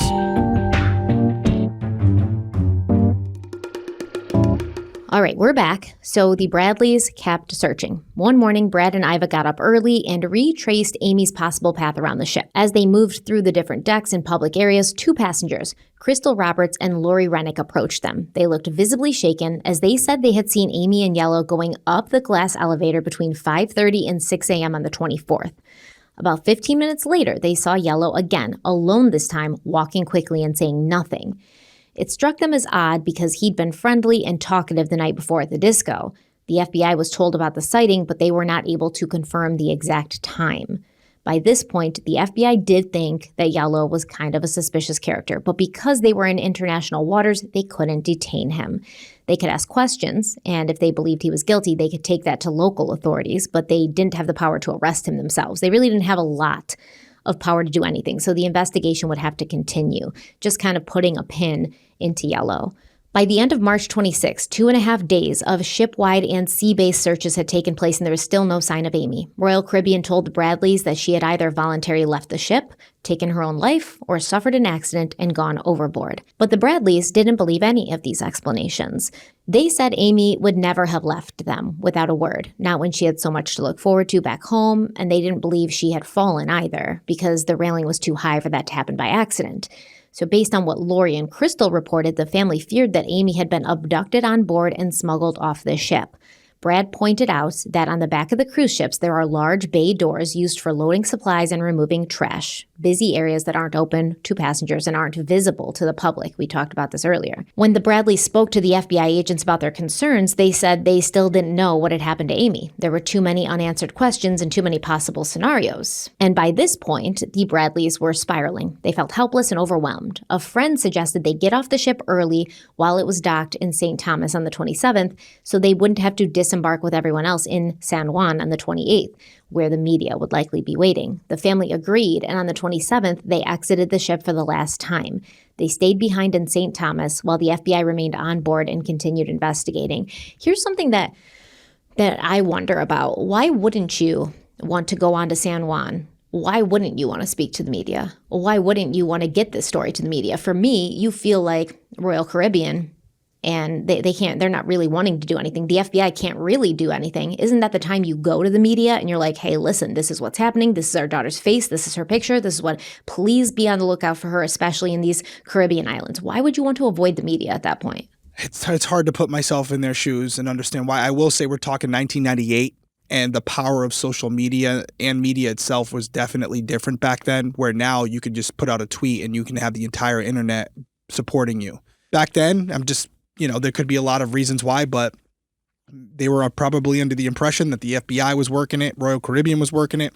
Everyone was looking into this, trying to help them as much as possible. And maybe at this point, they felt like finally people were receptive to what was going on and offering the services they needed. So they didn't feel it was necessary yet to go public with it. That's the only thing I can think of, but they're the only ones that can truly speak to that. Yeah, I guess so. I'm like, hey, Well, you got the FBI on the ship. I mean, they're working with them. But they can't do anything. They're like, hey, we're suspicious of Yellow. We can't do shit about it right now. But yeah. maybe they left them with a cliffhanger like this is what the next plan is. I don't know. There has to be a reason for it. Well, the following morning, which would have been March 28th, the Rhapsody of Seas did dock in San Juan. The cruise officially ended there. By then, air and sea searches had been ongoing for days. But once again, no sign of Amy, any of her belongings, nothing had been found. The Curacao Harbor Police Chief and the Curacao Coast Guard both told investigators that if Amy had gone into the water, her body should have been recovered. The chief later told Netflix it was, quote, very, very unusual, end quote. He said he was born on the island. He knows the water. He believed that if Amy had been in the water, she would have washed ashore. He said, quote, our waters have sharks, but the shark will not eat her completely. Something, maybe a leg or an arm, something would have washed ashore, end quote. With the cruise over, no trace of Amy and nothing left to search, Ron's boss chartered a private jet in St. Thomas to bring the family home to Virginia. The decision to leave without Amy was obviously agonizing. Iva later said, quote, none of us wanted to leave. That's one of the most single difficult things. I don't really have words to describe what it was like to leave as I flew over the island and I didn't have Amy beside me, end quote. Yeah, I can't even imagine. I don't even want to think about it. Nope. It gave me goosebumps. I don't like it. Absolute nightmare. So Brad, Amy's brother, he said coming home was devastating. Their house was filled with relatives and friends, but the emotional weight was unbearable. He said it wasn't just the loss of his only sibling that broke him, it was watching his parents suffer so much. He described their life before Amy's disappearance as happy and nearly perfect, right? So this loss, this situation they now found themselves in felt obviously shocking, but surreal. Like, how do we even exist in this new normal, in this reality? We've never encountered or gone through anything like this. Yeah, you get on the ship with your best friend and now you're off the ship and they're no longer with you. Yeah. Just vanished. I just can't. And this is, obviously for Brad, that's hard. We're talking about parents whose job it is to protect their children, to make sure they're always okay. Like you brought her on a cruise because you thought it would be a nice thing, a nice way to spend a family vacation. And she's completely gone without a trace in the space of 30 minutes. And now you have to leave. And you've gone through, a whole lifetime in like a week. You got off at Curacao and then you had to be flown to a different island so you could get back on the ship. And then you get back on the ship. The FBI is there. Yeah, everyone's coming up to you and saying, oh, we saw this or we saw that or here's this footage. And it's just an entire lifetime lived in this short amount of time for only to amount to nothing, right? Where you still don't have her. You still don't know what happened. And who's really in charge of this investigation at the end of the day? Who's really on it? The FBI can only do as much as they can do. Royal Caribbean doesn't really seem to want to do much about it. Who's in charge here? Who's actively trying to find her? And I think that the Bradleys realized there really wasn't anyone like that. So they kind of felt like they needed to step in. They needed to be the ones to be in charge and at least know that they were out there still remembering Amy, still looking for Amy. So the search wasn't over. The Bradleys weren't finished. They launched their own investigation. But what they uncovered will have to wait until next time. Yep. And where I stand after part 2, as far as staying within this timeline, I have basically ruled out suicide. I have ruled out the fact that she was in a bad mental state and decided she was going to end her life in the middle of the morning, essentially, after having a great night out with her brother. It doesn't add up to me. There's no indications of it. So as we leave this episode, I'm left with a few possible scenarios, but 2 main ones. The first one being this was an accident. As much as they're saying it's not possible, I disagree with that statement. I think it's very possible, especially with the table being out on the balcony. It's very possible that she fell over. The second scenario is foul play. And there are a few tentacles off that foul play scenario. One being she leaves the room and she meets someone who is not in the storyline. We've never been introduced to them. It's just this person who, when undetected, saw her in the hallway, made advances towards her. Maybe she agreed to hang out with them. Maybe she didn't. But whatever the case was, she ends up in someone's room. They kill her and throw her overboard, or they discard her in some other way. Or there is a scenario where she meets up with Yellow or another crew member. Maybe something happens that's accidental, like an overdose, or it's intentional, like a strangulation. And for whatever the reason may be, they make a collective decision to discard her body because they know how it's going to look. The other scenario, which I have not mentioned, and many of you are indicating in the comments, is that she was trafficked.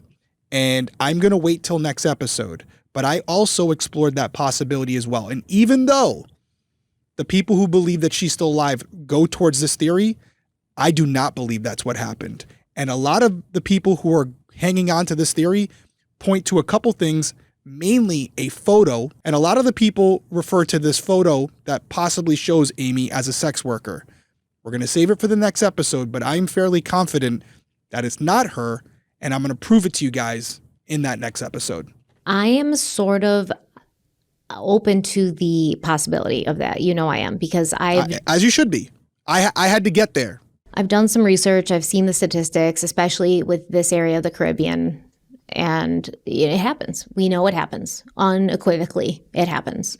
So it is a potential possibility, and we will explore it. I'm looking forward to it. And I'm looking forward to the discourse and the debate. I want it. Because if there's something there that I didn't think of, whether it's by you or someone listening or watching this, I'm open to it. But I'm looking forward to it. And I would just say again, we want the comments, we want the engagement, we want the conversations, but let's all approach it the way it is. We don't truly know what happened to Amy. These are all opinions. You know the saying, when it comes to an opinion, everybody has one. Opinions are like assholes. There you Everyone go. has There one, you go. yeah. So we can all talk about it and feel confident about something, but you don't know for certain as much as we don't know for certain. So let's just all talk about it, and I'll keep the number one goal in mind here, which is to find Amy, or at least figure out what happened to her. And if this community of true crime people who are all now engaged with this, with the Netflix documentary and all these podcasts and YouTube channels, if we don't figure it out after all this, it's probably not going to happen. Yeah, sadly. So got to keep going. Any final words from you? No, I think it's been a great episode. Honestly, I really, I'm moving closer to Your opinion? my opinion. Yeah, I'm really I have some excited. stuff for you next week. Yeah. I know you're doing your own research, and I know we have talked off record because this is a case that we're really fascinated by, but I'm looking forward to going over some of the things that I found and maybe some of the things that you found that might discredit what I found. But I really want to dive into it because I see the comments. I'm not responding to all of them because we're not at that point in the story yet, but I can't wait to get there because some of the things that I discovered, I don't see anywhere, even though other people in smaller pockets have addressed them, and for some reason they've never gained steam. So we'll talk about it, but until then... Yeah, and keep putting your comments in on put the them YouTube down videos. there. We want to see them. We do read them, and if we see something yeah. like the sliding glass door thing, I found it to be very interesting. Adding context to the situation, throw them in there because you're helping us out and you're helping make this a more textured, contextual, wide-ranging sort of discussion. So we love that. We love your guys' interaction. We love your guys' opinions, your thoughts, your feelings, and your experiences, which lend, I think, like I said, color and texture to this, whereas... I've never been on a cruise ship, so that was very interesting for me to see and read. So thank you guys for that. Keep it up. We appreciate you. Absolutely, guys. Like, comment, subscribe if you're watching on YouTube. If you're listening on audio and you haven't done already, make sure your notifications are on. Leave a review. We're always looking for how to get better, and we get that information from you guys. That's how we can improve what we're doing here to make sure it's what you guys want to hear about and the way you want to hear about it. So until next week, everyone stay safe out there, and we'll see you soon. Bye.